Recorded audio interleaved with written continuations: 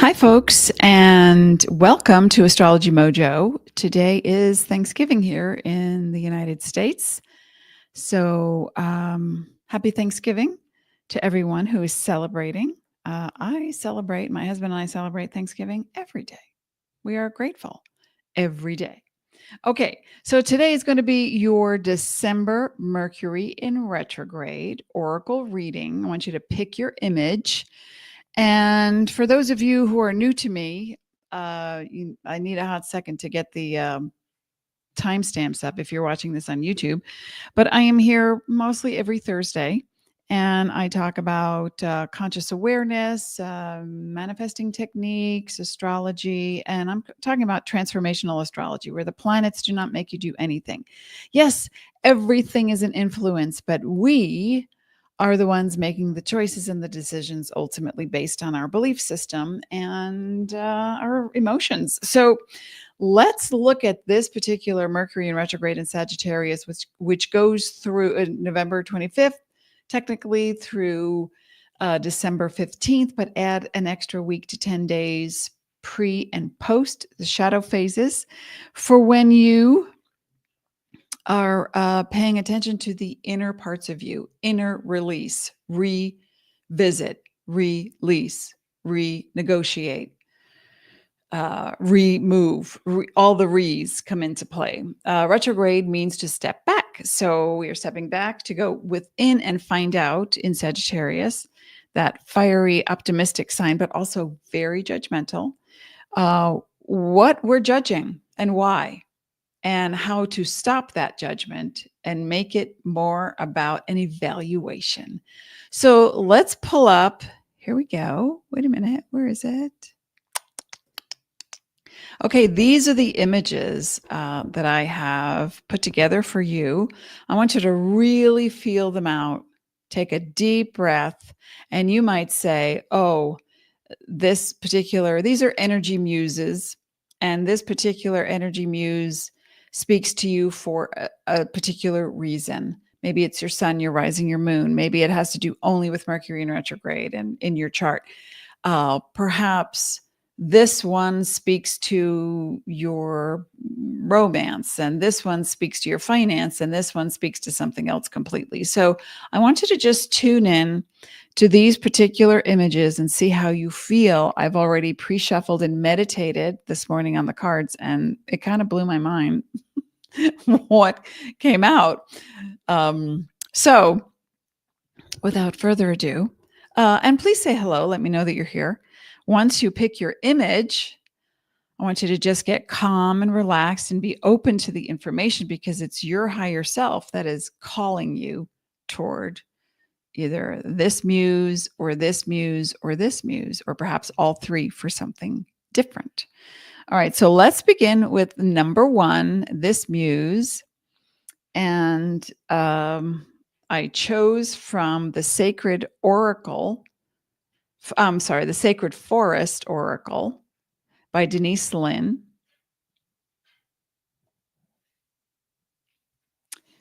And the artwork, interior design, says Nick Welch, but I don't know if he did the artwork. Anyway, all right, so that's number one. And I pulled two cards for each. So if you chose the first muse, this is from the Sacred Oracle, Sacred Forest Oracle. And the first one that came out was Trust. This is about the cave, the crystal cave. And she's holding a globe that has an orangey, a green sphere. But I guess because of the green screen I have, it's not showing. But it's a huge sphere that's glowing.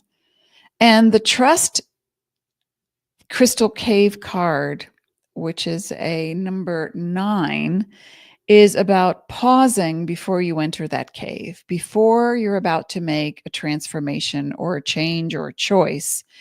I want you to get really present with how you're feeling, and consider that the Trust card, and I don't know if you can see this, but she is surrounded by nature and crystals. And the trust card for 9 is about reaching an ending before beginning again. And so imagine that there is a cave in front of you, and you know that something is going to spark you once you enter that cave. Now, it makes me think of the original Star Wars trilogy when Luke Skywalker said to Yoda, "Well, what's in the cave?" And Yoda says, "Oh," and I'm not going to imitate Yoda, although, because I sound like Grover from Sesame Street when I do. "Only what you take with you. That's what's in the cave." So once you begin to trust that you know you are supported, you have a higher inner being who is speaking to you, who is working with you, it's your job to listen. And then once you step into that cave, knowing you have that intuitive support, what happens is the second card that came out was freedom. I mean, how apropos. Again, we have some green mountains in the background, so the green screen isn't showing. You have freedom, eagle spirit. And freedom means, with the number 13, a 1, independence, 3, communication, but perception first.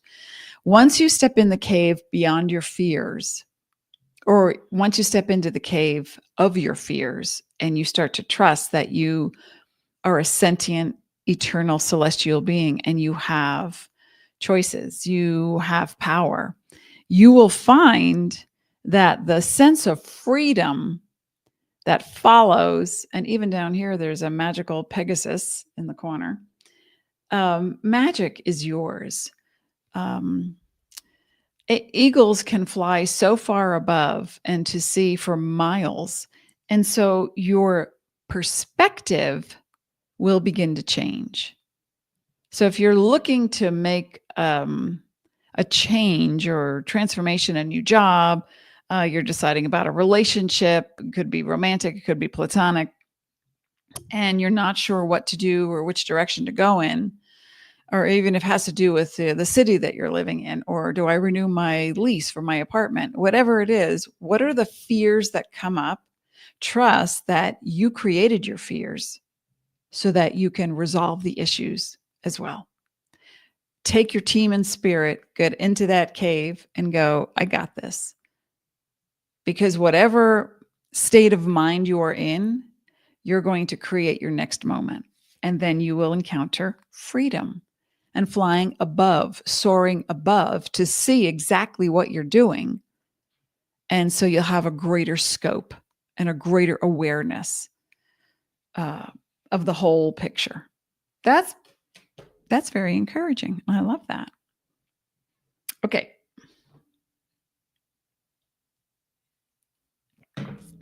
The next muse is, I found rather interesting. I saw all these patterns around her and I thought, wow, what frequencies are those?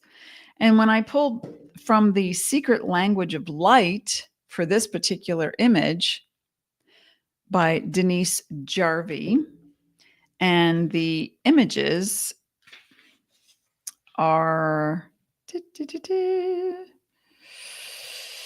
Daniel Holeman. The first card that came out was Nourish. And Nourish means get grounded on the earth. If you chose image number 2, the Muse, Energy Muse number 2, we have the earth and the celestial star above. So bringing these two things together, and in the image, it may be hard to see, but the celestial star is made up of patterns and faces. And so you have a team in spirit, but you're an earthbound creature. So choosing number 2 tells me stay grounded as you alter your frequency, because you're about to encounter something new. Or you've just changed your frequency, and that's going to bring to you, this is the second card I pulled, a soul song. And the soul song really is about, and this equals a number 5, it's a 41. This is a 23, that equals a 5. So 5 is all about transformation and looking back before you move forward and to make sure that you don't repeat the pattern. And so the light that emanates from this card is also very similar to the light emanating from this energy muse. And that tells me that you have a lot of inner power that you're harnessing right now. And that means big news. Big news is on its way, and you may get a boost. Maybe you start a new type of meditation training. Maybe you get into Joe Dispenza. That absolutely helped me. Perhaps you're ready to take that power that you've altered or are about to in the next couple of weeks. As you nourish your biology, you're naturally going to raise your frequency. And when you raise your frequency, you will see, hear, and experience things that you couldn't prior. Because when there is a frequency that is higher than your own vibe, you won't hear it. You don't match up. But when you take the time to say, oh, I'm going to clean up my body and take care of my biology and really love that I am an earthbound creature who is also spiritual. And to combine these two things brings you into a whole new stratosphere of experience. I mean, just look at her vibe. Everything that's coming out looks harmonized. So when you know exactly who you are, how you feel, what you want, the fear doesn't exist like it might if you had chosen number 1, or the lack of trust if you had chosen number 1. But in choosing this card, your soul song is going to come through. You're going to know exactly which way to go. You're going to know exactly what the frequency is of things around you. And you may be in a purge time. You may definitely be letting go of people, places, things, ideas that no longer resonate your frequency. And if that's the case, it doesn't feel like a loss because, it doesn't feel like a loss because you're ready to move on. You're ready to move forward. And in that is activated the number 5. And a 5 sits on a rocker. The shape of the number 5 sits on a rocker. So it's like going backward. Let me think about that. Oh, yeah. Am I taking that with me moving forward? So you ponder the past, you think about the present. How is it going to affect the future? If I take that suitcase of emotional woes with me, what's it going to do? How's it going to behave? How am I going to be? Am I weighing myself down? Or, I really benefited from that relationship. I would like to nurture it, nourish it. First card is nourish. I would like to nourish it and take it with me.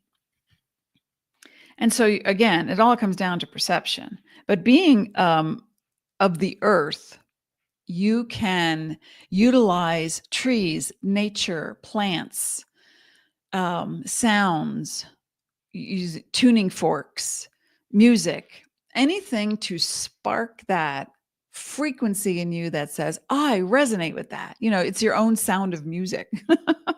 Don't be surprised if you start singing The Hills Are Alive, because this particular transformation that you're undergoing right now, those of you who chose image number 2, it's pretty powerful. And it tells me you're on the right track. So don't doubt. That feels complete. I hope that was helpful for you. Now, those of you who chose number 3, this one really fascinated me. I chose from the Shaman's Oracle, the Shaman's Dream Oracle by Colete Reid and images by Alberto Villodo. And in this particular one, again, I pulled 2 cards, or 2 cards came out. The first one was Covenant, Sacred Contract. And that's a number 7. And 7 is all about how we perceive things and the narrative that we write about our lives. Oh, that can never happen. I don't have a degree. I'm not tall enough. I'm too old, or I'm not old enough, or I don't have the smarts to do that. It's not enough. The not enoughs we start to create our narrative around and how we want to proceed in life. Now, a note about contracts and vows. You say, oh, I came here to fulfill these contracts. No, you didn't. You came here to create a reality, period, and to do it with your energy. period. Once you got here, you started to say, I don't like humid weather. I can't live in Florida, or wherever it's humid. And so you begin your narrative, and that is your contract. And you say to yourself, I swear I will never do that again. But yet that part of you is still attached to never doing that again. And you keep repeating it because in your mind, it's a contract and I've got to fulfill it and overcome karma. Karma is the action on the path. Dharma is the path. Karma is the action on the path. So when you're writing your narrative and you make a covenant with yourself, your higher inner being, I mean, it's an old word that a lot of people associate with witchiness. Regardless, the number 7 on the card tells me, where is it? There it is. The number 7 on the card tells me you're going within right now. I mean, this particular image is so penetrating. She's looking right at you.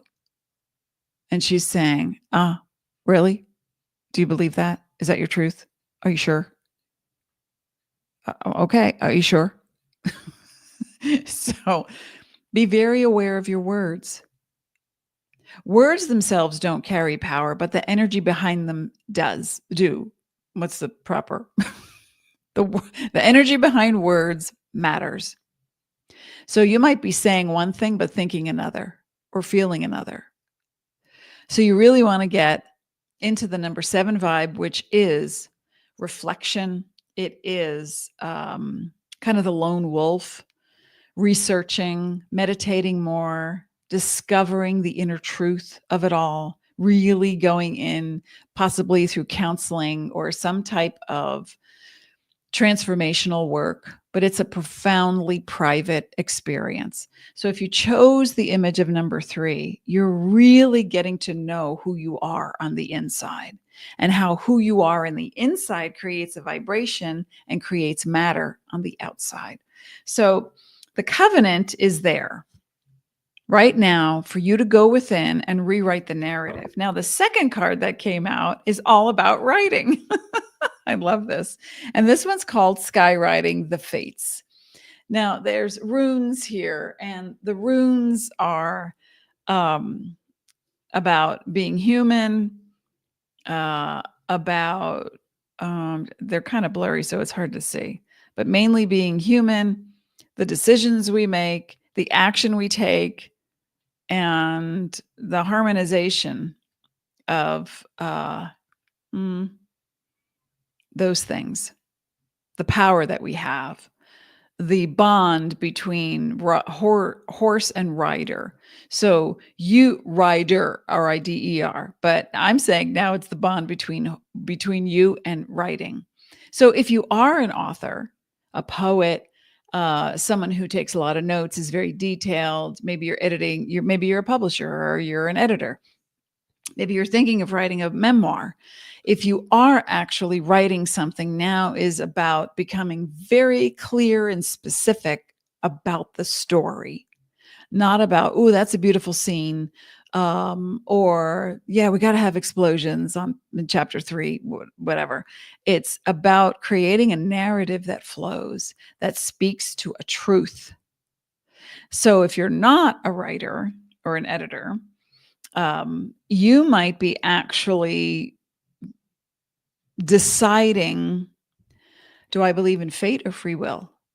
And that's a big answer. I personally believe in free will.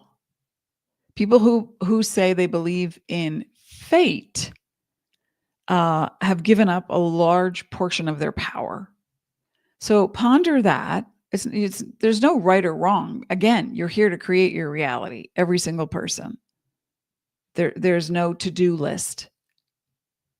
You might go by, oh, I had a great reading once, and they said, if I just check these 3 boxes, the doors will open, it'll be easier. That will help. But ultimately, you're the one creating the reality. So there's no right or wrong. And we're talking about within, compassionate boundaries. There's no do it or don't do it, or you fail. There's no failing. There's experience. And as I said earlier, instead of judgment, there is evaluation. So if you chose this very penetrating image in the 3rd position, who's looking right at you saying, are you sure? Do you believe that? Are you sure? Are you certain? What if it wasn't that? What if everything was okay all the time? What would that look like? What if? What if you changed your mind? Would that be all right? What if you spoke your mind? Would that be all right? And of course, within the parameters of compassion. So if you're thinking right now that you have, you know what? I want to refer to the book on this one. 49. Thanks for bearing with me. Oh, it's a place of non-judgment. Just what we were talking about. Right now you are facing a critical moment in time with an opportunity to meet your fate. Again, I don't believe in fate. I believe in, there's confirmation bias. So if you say, well, every time I wear red shoes, something bad happens. You're going to wear red shoes and your energy will have that belief.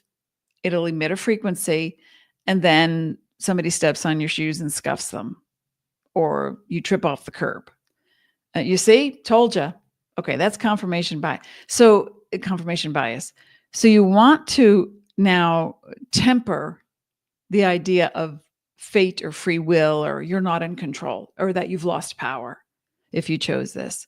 Now is the moment to expand your influence with an opportunity using, for love and abundance and purposeful action, and leap into it, whether it be a heart connection, a call to creativity, or a new identity in your work or another area of life, with all your heart and soul. Your success is surely written in the stars. And that is true for everyone, even though not everyone looks like they have a great life. But if you chose number 3 and you have some kind of poverty consciousness happening, this voice is now going to emerge during this Mercury in retrograde.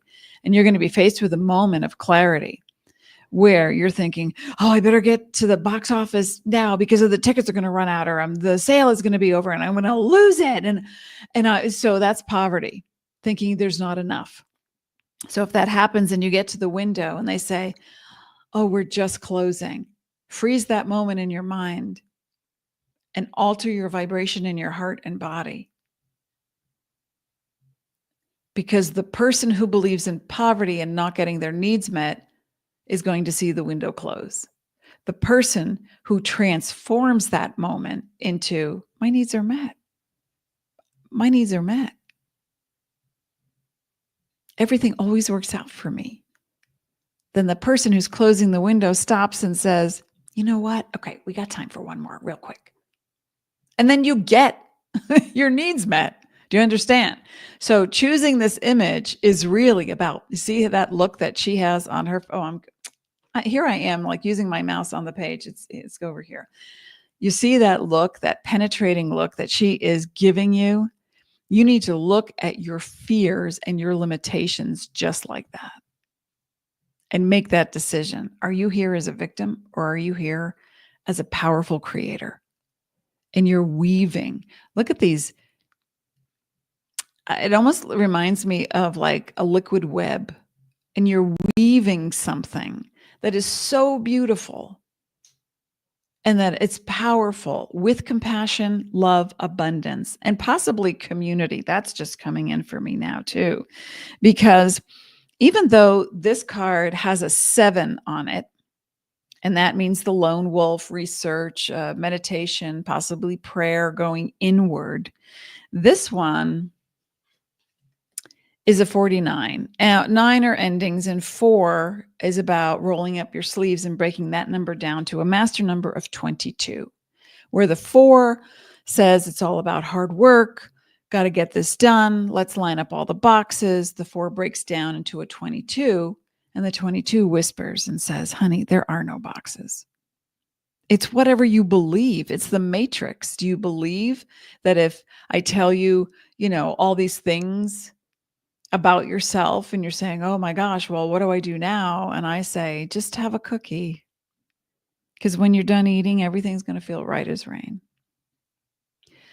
Distract yourself from the not enoughs or the lack. I don't have. And then put your focus on, even if it's just a moment at a time. This is the 7 vibe of going in and seeing your patterns in action, seeing your heart race, the cortisol rise, and go, it's not going to happen. And then, pat yourself on the shoulder and say, it's going to happen. It's happening now. I'm an extension of the light. I exist here, now, everywhere. I'm creating my reality. And if someone out there doesn't see me or validate me or give me that opportunity that I expected of them, I need to change my expectations. It's not about them, ever. Do you understand? If you chose number 3, this is about really owning your stuff, being kind to yourself as you transform the thought, the feeling into, I'm an extension of light.